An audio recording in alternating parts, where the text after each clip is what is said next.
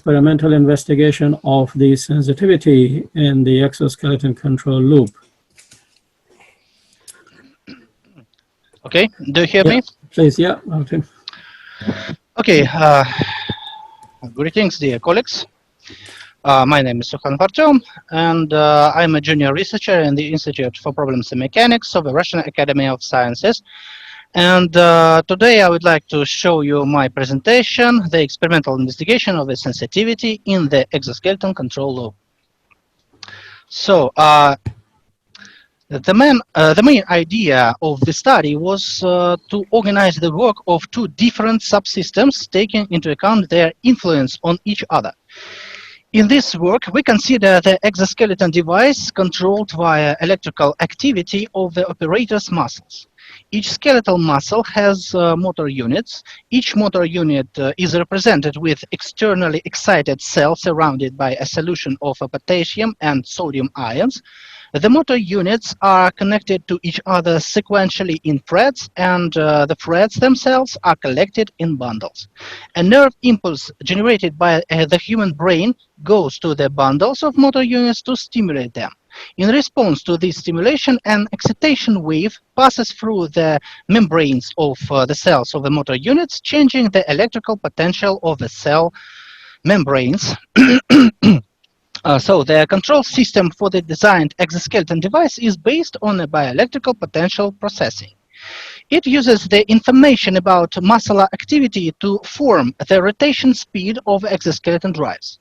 The desired force that a muscle creates is expressed as a first equation. Here are two functional dependencies. One of them represents the dependence of a contraction force from the velocity of muscle contraction, and the other represents the dependence of a contraction force from the current length of the given muscle. Here is the activation level also. This is a value determined by the ratio of the contraction effort that is necessary to create via muscle to its maximum possible effort, which could be developed and at the current parameters of the muscle length and contraction velocity. The value of the activation level is formed by the central nervous system of the operator on the basis of the planned action and the current tactile and visual information from the feedback channels. It shows the intensity of the muscle contraction, that is, the proportion of all involved motor units per time. And here you also can see the general control scheme that represents interaction within operator exoskeleton system. In this scheme, there is a mathematical model of a muscle duplex, an interface block, and a model of a DC motor with current feedback loop. In this scheme, feedback is necessary for the correct orientation in this entire system. Visual position feedback allows the operator adjusting the task to form an effort with his muscles working in pair. Velocity feedback allows calculating the necessary parameters in the muscle model, and also in this scheme there is an external torque constantly acting on the exoskeleton. It represents the influence of the holding object. The scheme also includes a database that contains numerical values of maximum muscle forces obtained from isotonic and isometric measurements. This is a schematic representation of a muscle duplex that contains mathematical models of antagonist muscles. The formed value of the desired effort should be processed via two channels, the technical channel and the biological one. The technical channel is necessary to get the activation level obtained by the EMG sensors, which are given in the interface block. These processes allow moving the upper limb of the operator, forming a torque in the elbow joint of the arm, and this scheme takes into account the switching of the muscle activity to simulate oscillating movements. Here is the mathematical model of the operator's biceps brachii. This model describes the dependence of the contraction force from the velocity of the muscle contraction, as well as the contraction force from the current muscle length. The force velocity factor depends on the current contraction velocity force of the muscle, this model, and it has reaction time of the muscle fibers, and it has some factors which calculated empirically. In the bottom, there is the force length dependence. Here, LO LA is the actual current muscle length calculated from the geometry of the arm, and LO is the optimal muscle length, which is the length at which the muscle can create the maximum force. The model also takes into account the dynamic processes occurring in the muscle body, namely the reaction here. Reaction of synapses to the control signal coming from the central nervous system, as well as the reaction of calcium metabolism occurring in the membranes of muscle fiber cells, which leads to the ion saturation of the space between actin and myosin proteins in the subsequent contraction of motor units. The current biopotential data is processed in the interface block, which is represented by inertial first-order transfer function, simulating the processes occurring in the processing of biopotential data with EMG sensors. This unit allows obtaining the muscle contraction forces via the current activation level and information taken from the database. It calculates torques in the operator's elbow joints and uses it as task for the control system. The formed movement velocities of the operator's arm and the exoskeleton links may differ. So there are situations when the operator's arm can either help to move the link of the exoskeleton or to interfere with it. This situation was considered when simulating a DC motor as part of the elbow joint of the exoskeleton device in the form of a variable inertia block structure formed by comparing the autonomous speeds of the operator's arm and the exoskeleton link. The main feedback in this system uses the motor current. Back EMF is calculated at the output of the total inertia unit. The combination of control inputs is carried out using torques of the operator's arm and external torque from the object. The simulation of the system was carried out in the MATLAB Simulink software. This figure shows the results of simulation of the motor torque during the movement of exoskeleton link in condition of desynchronization with the movement of the operator's hand. The desynchronization was achieved by different model response times in the system. These figures simulate the process of moving a load attached to the handle of the exoskeleton device. At the initial time moment, the torque value of the motor is at maximum. Due to the presence of inertia, the link still continues to move after reaching the set value of the angle at the elbow, here 30 degrees. Seeing this, the operator strains the triceps brachii to make the motor run in reverse mode, switching. Thus, in a couple of iterations, the system enters the steady operation mode, which is expressed in holding a load of certain mass. We decided to create a working physical model of the elbow exoskeleton device. The technical scheme of the design stand is shown on this slide. The experimental stand contains a control unit that receives information about the current position of the exoskeleton elements in space and the state of activity of the operator's muscle groups. The exoskeleton link driven by a DC motor is equipped with a power sensors that measure the reaction forces between the structural element of the exoskeleton and the operator's arm. The operator uses visual and tactile channel to evaluate the motion.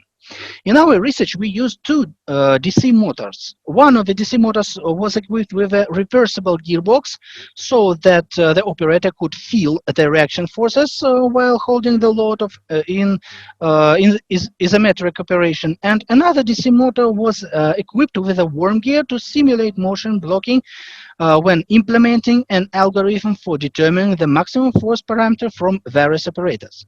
To evaluate the reaction forces, we use two strain gauges integrated into the exoskeleton handle. To tune control parameters, a control panel with a set of variable resistors was implemented, which allows correcting the transmitted values according to the proposed algorithms. This is how it looks like. To obtain data on the muscle activity, we used myAware muscle sensors, and in this work we used raw signal from these sensors to improve performance and apply our own software filter with dynamic adjustment of filtration parameters. On the base of the laboratory, we conducted several groups of experimental studies. We create a group of 3 test subjects. The first experiment was to find out the difference in EMG behavior between 3 subjects in simple motion. The total electromyogram data in the experiment was the readings of the potential differences on the biceps brachii EMG-based and on the triceps brachii EMG-triceps. Here are the results of an experiment on bending and unbending the arm at the elbow joint with a weight of 3 kilograms for each of the subjects. In this experiment, the behavior of the electromyogram without filtering was evaluated. Here you can see the tendency of increasing the EMG amplitude with an increase in the angle in the elbow joint. This effect can be explained that arm compensates the gravity of the payload with the most active biceps brachii. As shown by the further experiments, to obtain a negative value of the parameter EMG sum or EMG total, which means that when activating the reverse rotating of the exoskeleton's motor, it is necessary to take into account the position of the arm in space, as well as the individual characteristics of the muscles used. From this, you can see we can conclude that a value of parameter EMG total must be corrected. Here, variables A and B are functions that depend on the maximum effort that a given muscle can develop.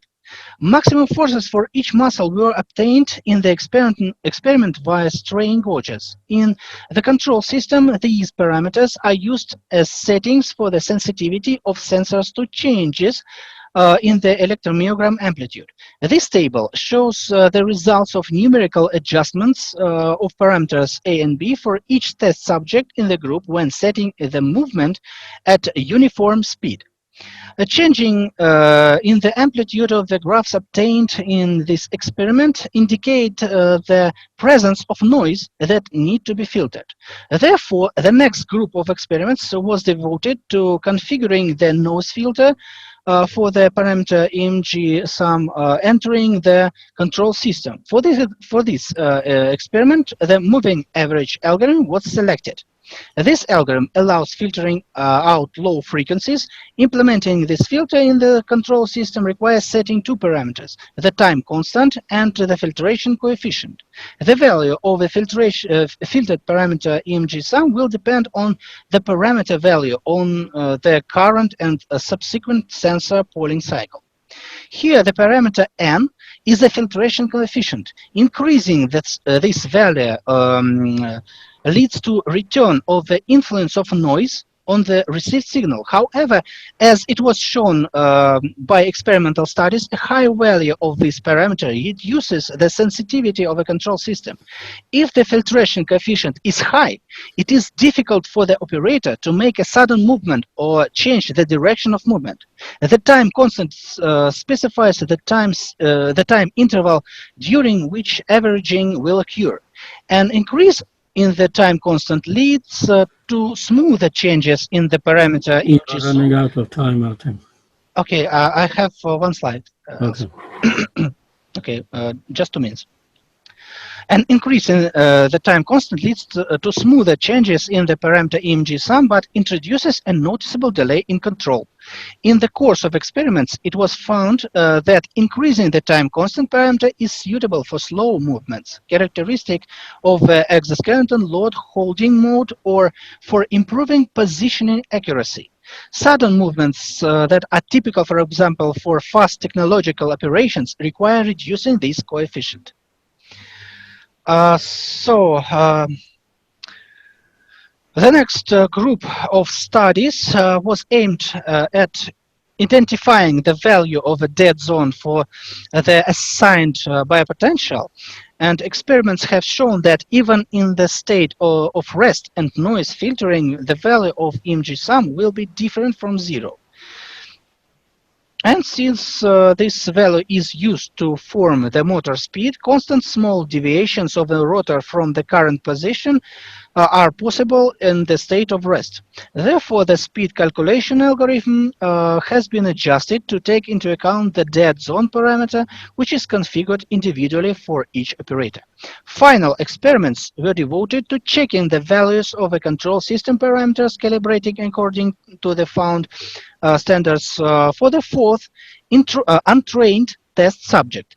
A lot of 5 kg was placed on the handle of a test stand, and the task of moving at a constant speed was set. Here are screenshots of a program written in processing facility that represent interface to obtain data from experimental stand. So, should I yeah, very briefly. tell about conclusions? Yeah, go ahead. In the course of experimental studies, the influence of various parameters of the control system on the quality of movement control of the exoskeleton device was shown. The experimental stand and special software were developed to allow flexible configuration of the control system parameters. That's all, I think. Yeah.